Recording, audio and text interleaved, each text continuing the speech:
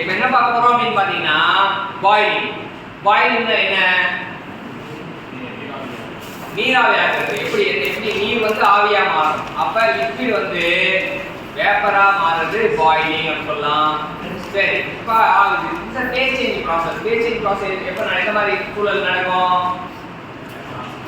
Constant temperature constant pressure தான் phase change process நடக்கும் அப்படின்னு பார்த்தோம். சரியா? கான்ஸ்டன்ட் டெம்பரேச்சர் கான்ஸ்டன்ட் பிரஷர் தான் நடக்கும். இப்போ ஒரு சிறப்பான பாயிலிங் கவனிங்க, பே அட்டென்ஷன். அப்ப என்னன்னா சிறப்பான பாயிலிங் அப்படின்னா நியூக்ளியேட் பாயிலிங் ஒரு பாயிலிங். சரியா? இது நீங்க புடிச்சிட்டீங்க நியூக்ளியேட் பாயிலிங். நியூக்ளியேட் பாயிலிங் அப்படிங்கிறது வந்து ரொம்ப முக்கியமான விஷயம். அந்த நியூக்ளியேட் பாயிலிங் பத்தி ஒரு 4 ஸ்டேட்மெண்ட். இப்ப இன்டர்வியூலாம் போனீங்கன்னா ஒரு விஷயத்தை பத்தி ஒண்ணே ஒன்று சொன்னாலும் செலக்ட் பண்ணுவோம். 2 விஷயம் சொன்னீங்கன்னா இன்னும் சூப்பர். அப்ப 4 விஷயம் சொல்ல போறாரு, என்னன்னு தெரியும் சொல்லுங்க. சத்தமா வாசிக்கணும். Consider the following statement regarding nuclear boiling. The temperature of the surface is greater than the saturation temperature of the liquid. பாருங்க, இப்ப ஒரு சர்ஃபேஸ் இருக்கு, இங்க லிக்விட் இருக்கு. சரியா? இந்த சர்ஃபேஸோட டெம்பரேச்சர் வந்து சுத்தி கேட்டுட்டாக்க லிக்விட் அப்படின்றாங்க. லிக்விட் பாயிலிங்ல வெசல்ல இருக்குங்க, வெசல்ல இருக்கு அப்படியே. அப்ப சர்ஃபேஸோட டெம்பரேச்சர் வந்து லிக்விடோட டெம்பரேச்சர் அதிகமா இருக்குமா? உண்மையா பொய்யா? First time. ரெண்டாவது, Bubbles are created by the expansion of the entrapped gas or vapor at small cavities in the surface. So சர்ஃபேஸ்ல ஸ்மால் கேவிட்டி இருக்குங்க. சர்ஃபேஸ்ல ஸ்மால் கேவிட்டியா இருந்தா அந்த கேவிட்டி வந்து it will form as a bubble.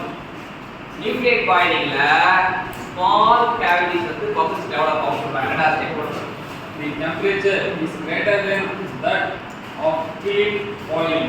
இப்போ இது வந்து நியூக்ளியேட் பாயிலிங்ல greater than clean boiling அப்படிங்கிற ஒரு மூணாவது ஸ்டெப். நாலாவது step, The heat transfer from the surface to the liquid is greater than that in the clean boiling. So heat transfer nucleate பாயிலிங்ல எப்படி இருக்கும்? க்ளீன் பாயிலிங்கோட க்ளீன் பாயிலிங் என்னன்னு பார்ப்போம். இப்போ வந்து நம்ம ஃபுல் ஃபோக்கஸ் வந்து நியூக்ளியேட் பாயிலிங் பொறுத்தது. இப்போ 4 ஸ்டெப் கொடுக்குறோம். ஸோ ஃபர்ஸ்ட் ஸ்டேட்மெண்ட் என்னன்னா temperature of surface is greater than temperature of liquid. இது வந்து உண்மை. சரியா? ஃபர்ஸ்ட் ஸ்டேட்மெண்ட் வந்து இஸ் ட்ரூ. நியூக்ளியேட் பாயிலிங்ல ஃபர்ஸ்ட் ஸ்டேட்மெண்ட் வந்து டெம்பரேச்சர் சர்ஃபேஸ் வந்து கிரேட்டர் than. ரெண்டாவது வந்து bubbles are formed from the entrapped gas. அது உண்மை. பபிள் வந்து ஒரு entrapped gas வந்து bubbles form ஆகும்ன்றது உண்மைதான். மூணாவது வந்து டெம்பரேச்சர் வந்து நியூக்ளியேட்ல வந்து அதிகமா இருக்காது, ஃப்ரீல வரும். ஸோ இது வந்து பொய். அப்ப இது பொய்யை உண்மையா மாத்தணும்னா சிம்பிளா மாத்தி போகணும். அப்ப கரெக்ட்.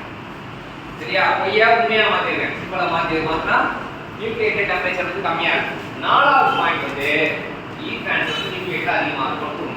சரியா? பொய் வந்து இது மட்டும் பொய்க்கு வந்து பொய்யை மாத்தி உண்மையா மாத்தி 4 கத்துக்கிட்டோம். நியூக்ளியேட் பாயிலிங் 4 விஷயம் சொல்லுங்க பாப்போம். பார்த்தோம். அது பாருங்க பார்த்தோம்.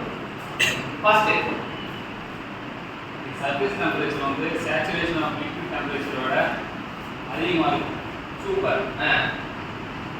இப்போ ஒரு ஜார் இருக்குன்னா அதுக்குள்ள கேவிட்டி இருக்கு. என்ட்ராப்ட் கேஸ் அது வந்து ஒரு கேஸ் பபிள்ஸ் வந்து இருக்கும். நீங்க தண்ணி இதுல ஃபில் பண்ணாலும் அந்த பபிள்ஸ் வந்து நீராவியை கொதிக்கும் போது தண்ணி ஹீட் பண்ணும்போது நீராவியா ஒரு பபிள்ஸ் ஃபார்ம் ஆகும். பபிள்ஸ் ஃபார்ம் ஆகும். ஓகே. ரெண்டாவது பாயிண்ட். மூணாவது பாயிண்ட், நியூக்ளியர் டெம்பரேச்சர் வந்து ஃபிலிம் டெம்பரேச்சர் கம்மியா இருக்கும். நாலாவது point, heat transfer nuclear heat transfer வந்து ஃபிலிம் ஹீட் ட்ரான்ஸ்ஃபர் கம்மியா இருக்கும். எப்படி சொல்றேன்னா ஹீட் ட்ரான்ஸ்ஃபர் இன் நியூக்ளியேட் பாயிலிங்.